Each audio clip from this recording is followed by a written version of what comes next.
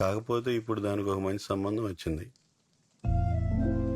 అది ఎప్పుడూ నిన్నే పెళ్లి చేసుకుందాం అనుకునేది. ఇప్పుడు మాత్రం కొంచెం అయోమయంలో పడింది. ఇదో ఫోన్ లైన్లోనే ఉంది. నువ్వు అది మాట్లాడుకుని ఒక అండర్స్టాండింగ్కి వస్తే.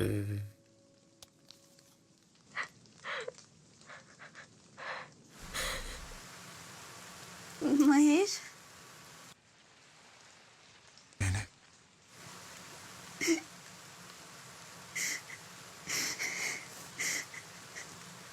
నాకు చాలా భయంగా ఉంది మహేష్.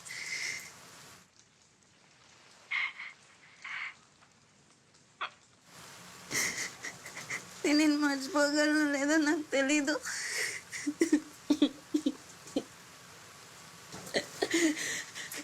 కానీ కానీ నాకు ఇది చాలా మంచిది అనిపిస్తుంది.